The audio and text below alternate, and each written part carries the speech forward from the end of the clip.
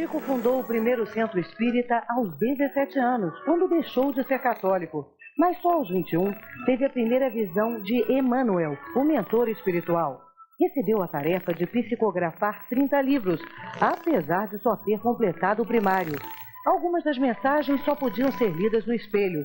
Uma delas previa a morte de uma das irmãs. O maneiro nos chamou e falou assim: olha, vai morrer uma pessoa da família. Eu quero que vocês respeitam, que vê que isso é uma coisa que acontece com todos. Eu não quero escândalo, não quero muito choro, mas vai morrer uma pessoa da família. Em 1959, resolveu deixar Pedro Leopoldo porque o clima não favorecia quem sofria dos pulmões. Na época, trabalhava como escriturário numa fazenda do Ministério da Agricultura e foi transferido para Uberaba, uma das cidades indicadas pelo mentor espiritual Emmanuel. Seus objetos de uso pessoal foram para o museu em Pedro Leopoldo, que também guarda histórias engraçadas dos anos em que ainda era aprendiz do ofício de mensageiro dos espíritos. Uma moça procurou para ver se fazia as pazes com o namorado. Ele falou para ela que rezasse, aí a pessoa rezou e o espírito apareceu para ele e falou assim: ó, quando essas moças sem juízo vier te pedir aqui para fazer paz com o namorado, você não indica meu nome, mas não me deixe em paz. Chico Xavier já era conhecido em todo o país quando se mudou para Uberaba. A cidade do Triângulo virou lugar de peregrinação para quem buscava conforto espiritual. E o médium também matava fome. Em 1981, cerca de 10 milhões de brasileiros assinaram manifestos para que ele recebesse o Prêmio Nobel da Paz. Admirado por gente humilde e gente famosa, Chico era a pessoa simples, com direito às suas manias, como todo mundo. Chico Xavier seguia os ensinamentos do apóstolo Paulo, que considerava a caridade como a mais importante de todas as virtudes. O médium dava dinheiro e comida aos pobres. As filas para receber as doações eram gigantescas. Participar de uma das sessões espíritas exigia sacrifício físico e muita paciência. A espera podia chegar a 3 dias. Mesmo sem pronunciar uma palavra, Chico emocionava os que se aproximavam dele. Publicou 418 livros, todos, ele dizia, psicografados. Esses livros nunca me pertenceram, eles pertencem àqueles que os ditam ou os escrevem através de minhas mãos. Vendeu mais de 25 milhões de exemplares e nunca ficou com um tostão. Doava os direitos autorais para instituições de caridade. Os livros não me trouxeram dinheiro e nem me dão dinheiro, mas me trouxeram aquilo que eu considero muito acima do dinheiro, que é a amizade de muitos amigos, um verdadeiro tesouro de amor que eu tenho dentro da minha vida. Fiel ao voto de pobreza, Chico vivia sem regalias. Morava nesta casa e no dia a dia contava com os amigos, como Dona Dinorá. Ela esteve ao lado do médium nos últimos 40 anos. Conhecia como ninguém as mais íntimas manias do irreverente Chico Xavier. Quem imaginava, por exemplo, que para ele um lenço apenas não era o suficiente? Tem que ter uns 4 lenços no bolso que ele gosta. 4 lenços? É, quando ele tá de paletó, você tem que pôr uns 4 lenços. Você põe 2, ele fala: não tem lenço. A saúde cada vez mais frágil exigia disciplina. Chico tomava 12 comprimidos todos os dias, não aceitava atrasos na hora de receber os medicamentos e, de vez em quando, quebrava a rotina fazendo um brinde com os mais próximos. E ele toma um vinhozinho de vez em quando? Toma uma colher de sopa. Todos os dias? Primeiro dia ele achou forte, agora ele até já acha bom. Todo dia? Todo dia. Aqui neste quarto ficam algumas das boinas que o Chico Xavier usa há mais ou menos 50 anos, desde quando começou a ficar calvo. Há boinas para todo tipo de gosto, mas a preferida é esta aqui, porque é da cor predileta do médium, azul. Nos últimos anos, o homem que pregava a paz se viu obrigado a se prevenir contra a violência. Cerca elétrica no muro, câmeras para todo lado. Chico passou a ser protegido 24 horas por dia. Policiais voluntários vigiavam a casa, endereço cobiçado por fanáticos admiradores sem limites. Eu não sei se a intenção era fazer algum mal ou realmente fazer algum bem. É difícil a gente saber. Tive que tirar pessoas aqui na marra daqui de dentro. No mês passado, em alguns momentos, o médium demonstrou muita disposição. Estas imagens são do último passeio de Chico por Uberaba. Acompanhado do filho e de outra amiga, a policial Cátia Maria, o médium vestiu uma de suas melhores roupas e pediu para reencontrar as voluntárias que fazem o jantar distribuído toda semana para as crianças pobres da cidade. Ele ficou na instituição por 2 horas e meia. Passou a maior parte do tempo sentado, observando a rotina das cozinheiras. Na hora de ir embora, uma última olhada nas panelas, que durante toda a vida de Chico, saciaram a fome de milhares de pessoas. Olha o tanto de feijão aqui, Chico, ó. Aqui, ó. É isso, né?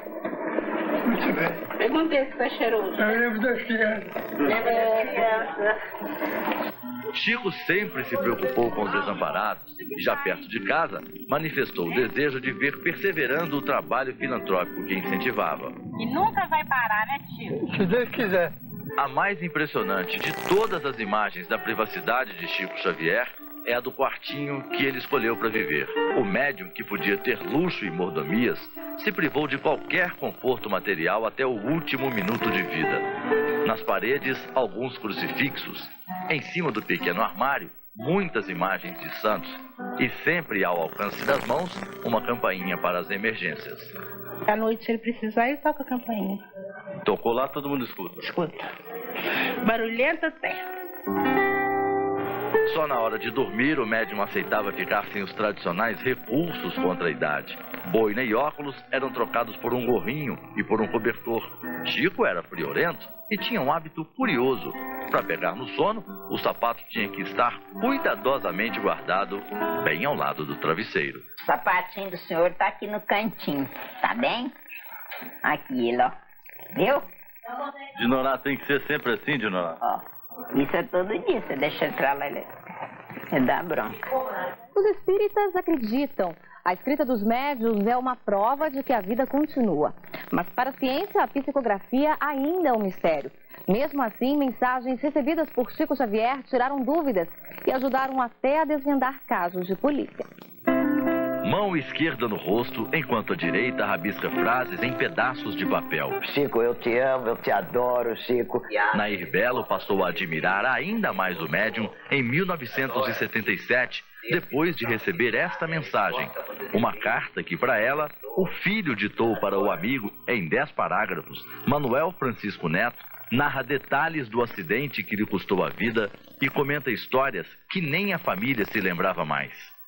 As pessoas que são citadas na carta são pessoas que já tinham morrido há muitos anos e que meu marido, que era de Limeira, teve que ir lá em Limeira e perguntar para minha sogra, para a tia dele, quem eram aquelas pessoas, porque ele não lembrava. E elas confirmaram.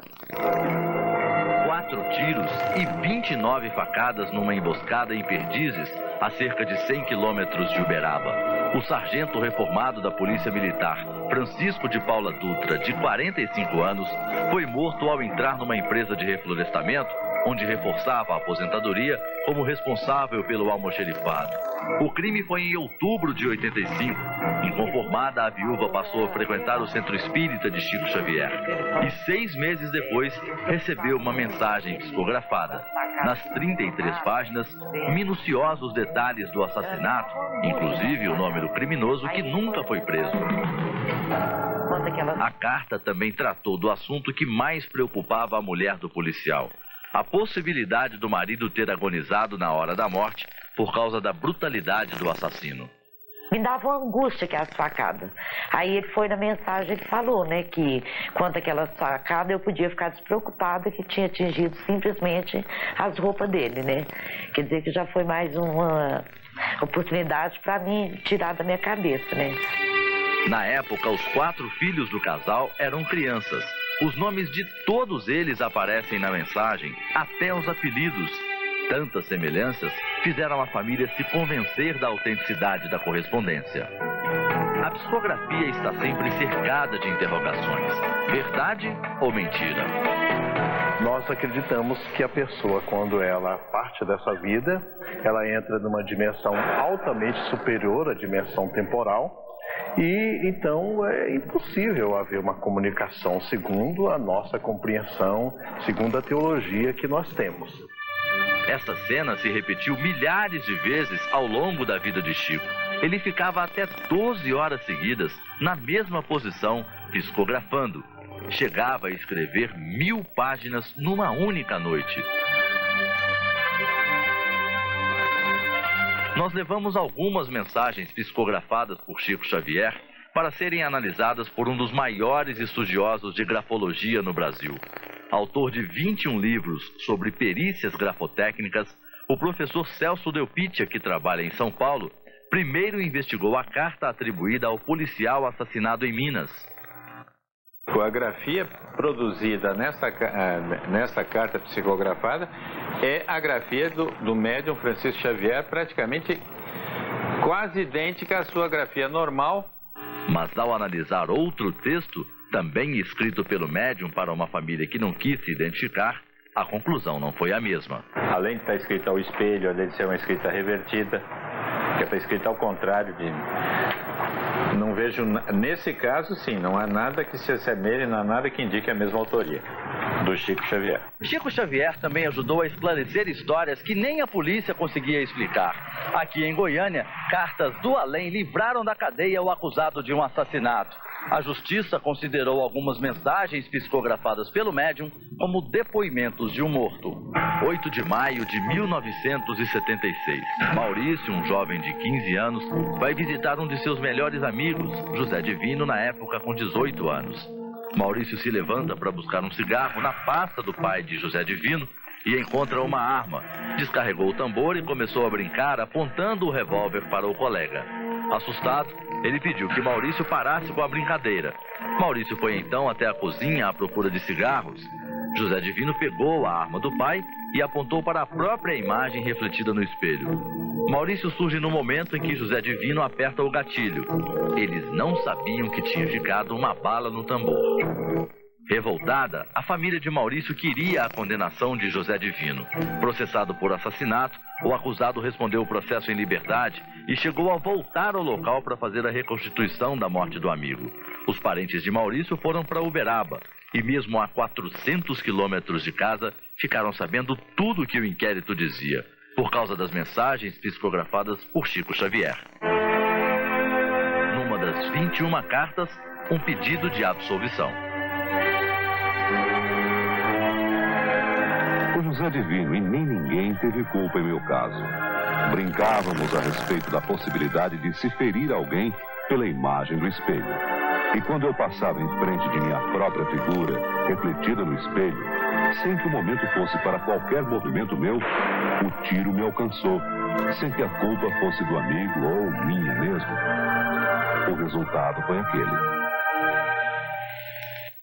As mensagens dele, a maioria delas era em defesa do Zé Divino. As mensagens foram anexadas ao processo. Acabaram impressionando e convencendo até o juiz, hoje aposentado. Quando eu analisei aquela mensagem com o depoimento do Zé Divino, eu vi que aquilo ali tinha que ser dado um crédito. Foi eu que eu dei o crédito. Tinha detalhes que só o Zé Divino já havia notado. Tinha o detalhe que só no processo existia e eu não acreditava nunca que Chico Xavier pudesse ter pego cópia do processo para fazer aquela mensagem. Foi o Moro que falou e eu acreditei na palavra do Moro.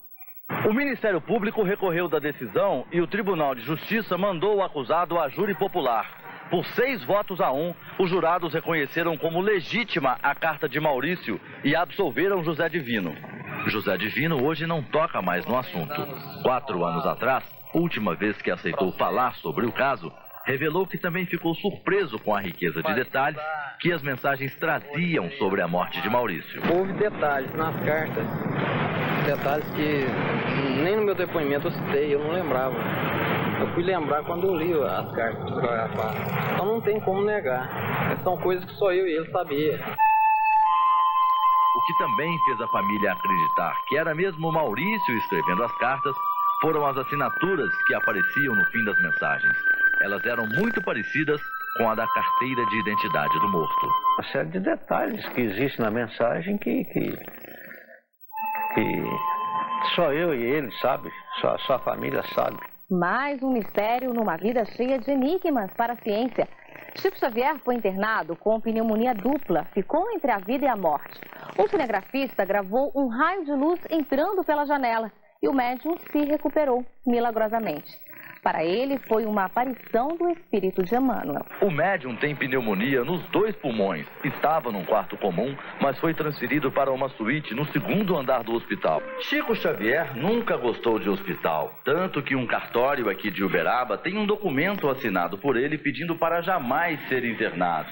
Mas com a saúde cada vez mais debilitada, os médicos entenderam que só um tratamento intensivo poderia salvar a vida do maior espírita do Brasil.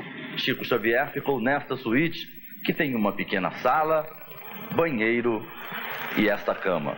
E 5 dias depois de chegar aqui, uma imagem surpreendente fez da recuperação do médium um mistério. É um detalhe que de tão rápido é quase imperceptível. Agora veja de novo em câmera lenta. Repare que um raio luminoso vem do alto em direção à janela da suíte de Chico Xavier e sempre em linha reta. Na imagem ampliada, a faixa de luz se transforma em 2 e depois volta a ser uma só. Você filmou exatamente desse ponto aqui? Exatamente daqui onde está a câmera, fazendo a fachada do hospital com a cena da janela onde estava internado o Chico. De repente, sem perceber, passou aquela luz na frente, na hora não deu para perceber, só foi perceber depois na hora da edição. 10 minutos depois, a surpreendente constatação do médico. O paciente, que já estava em estado terminal, começou a melhorar. O senhor acredita em coincidência? Não, eu acredito que houve uma interferência mesmo. Para a medicina, algo de anormal aconteceu ali? Sem dúvida nenhuma. Porque foi daquele momento para frente que ele passou a melhorar. A febre desapareceu, a sua respiração melhorou e ele ficou mais alerta com o que estava acontecendo no quarto. Não poderia ser o efeito dos medicamentos? Sim, mas havia já vários dias que ele estava internado. E foi a partir daquele momento que ele passou a melhorar. Do ponto de vista médico, não tem uma explicação convincente? Não, eu não teria. Quando o espírito é muito evoluído, ele passa a não ter nem a sua forma física, ele se manifesta em forma de luz. Não tenho nenhuma dúvida que houve do mundo espiritual, como se diria, uma nova etapa, um novo tempo de vida para o nosso querido Chico. Chico estava dormindo quando a luz cruzou o céu. 10 dias atrás, nós fomos mais uma vez a Uberaba para saber se ele tinha percebido o raio luminoso, sem imaginar que estas seriam as últimas imagens do médium. 72 horas antes de morrer, Chico, cercado de amigos e ao lado do filho, estava muito sorridente. Foi a primeira e única vez que o médium falou sobre o assunto. O senhor lembra da luz que entrou no quarto do senhor? Minha mãe. Como que ela chamava? Maria. Foi o Emmanuel também? Não demorou. Não demorou, não. O que ele falou pro senhor? Que eu tivesse paciência.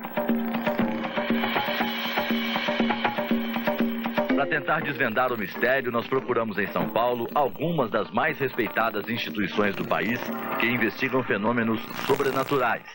Mostramos a fita primeiro para este pesquisador da USP. Regis Alves é especialista em mídias eletrônicas e analisou a gravação várias vezes. Ele diz que o facho luminoso não foi provocado por defeito no equipamento e não tem uma explicação para o fenômeno. Um objeto com uma massa apreciável, ele iria apresentar uma trajetória parabólica.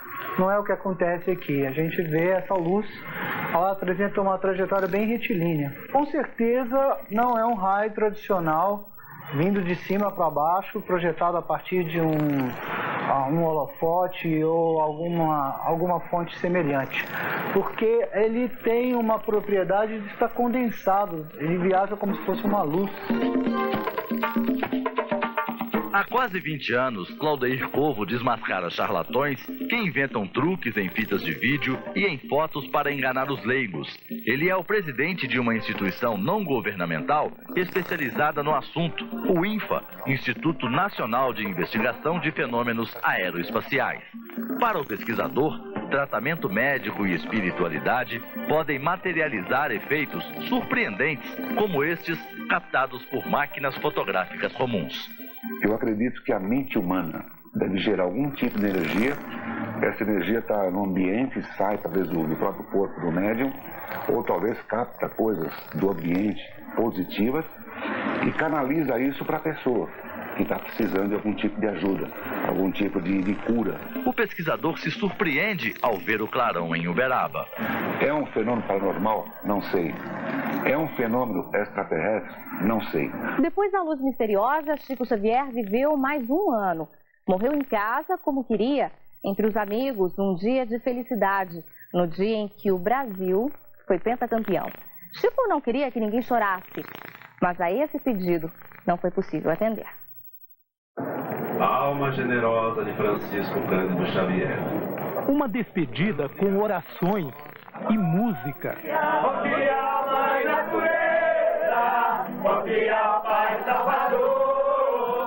As homenagens coloriram o pátio do Centro Espírita Casa da Prece. Um caminho de flores conduzia os visitantes. No mesmo lugar, o passe espírita. O terço católico. Foram 2 dias de peregrinação, de fila, uma espera paciente. A posição que ele tinha, o valor que ele tinha e a humildade dele. Não existe, ninguém. Chico Xavier é Brasília.